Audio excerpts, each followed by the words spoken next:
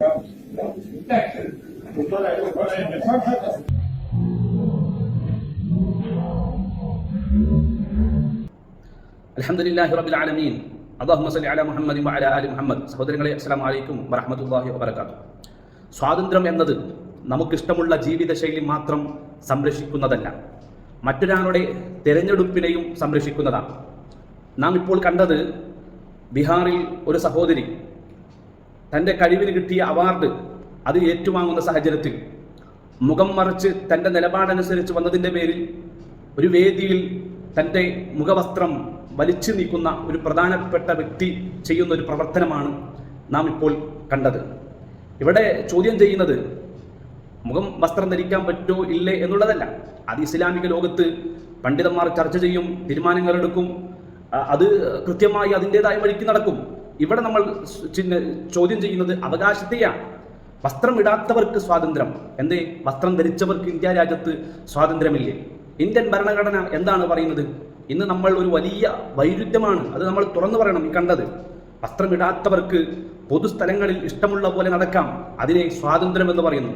പക്ഷേ വസ്ത്രം ധരിച്ചാൽ, മുഖം മറച്ചാൽ അത് പ്രശ്നമാകുന്നു. അവിടെ സ്വാതന്ത്ര്യമാണ് ഇല്ലാതാകുന്നത്. ഞാൻ ഒരിക്കൽ കൂടെ പറയുന്നു, ഇവിടെ ചോദ്യം ചെയ്യുന്നത് വസ്ത്രത്തെയല്ല, അവകാശമാണ് നാം ചോദ്യം ചെയ്യുന്നത്. ഇന്ത്യൻ ഭരണഘടന എന്താണ് പറയുന്നത്? ഇന്ത്യൻ ഭരണഘടനയുടെ ആർട്ടിക്കിൾ 21 പറയുന്നത് right to life and personal liberty, വ്യക്തിഗത സ്വാതന്ത്ര്യം. ഒരു വ്യക്തിക്ക് തൻ്റെ ശരീരത്തെക്കുറിച്ചും വസ്ത്രത്തെക്കുറിച്ചും തീരുമാനിക്കാനുള്ള അവകാശം ഈ ഭരണഘടന ഉറപ്പു നൽകുന്നുണ്ട്. ആർട്ടിക്കിൾ 25 പറയുന്നത് ഒരാൾക്ക് തൻ്റെ മതവിശ്വാസം അനുസരിച്ച് ജീവിക്കുവാനും അത് പ്രാക്ടീസ് ചെയ്യുവാനും പ്രചരിപ്പിക്കുവാനും ഒക്കെ അവകാശമുണ്ട്. അത് വാക്കുകളിൽ മാത്രമല്ല, വസ്ത്രത്തിലും എല്ലാം അത് ഉൾപ്പെടുന്നുണ്ട്.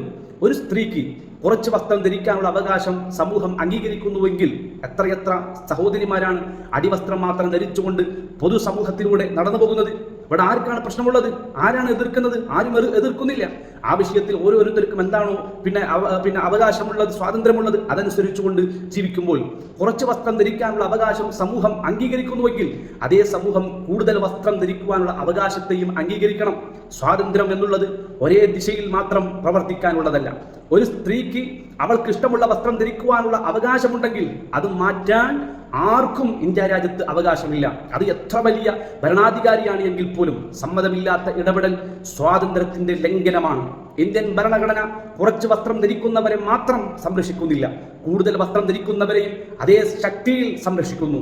അതിനാൽ വസ്ത്രം ഇടാത്തവർക്ക് ഇഷ്ടമുള്ള പോലെ നടക്കാം എങ്കിൽ വസ്ത്രം ധരിച്ചവർക്കും അതേ സ്വാതന്ത്ര്യം ഉണ്ടാകണം.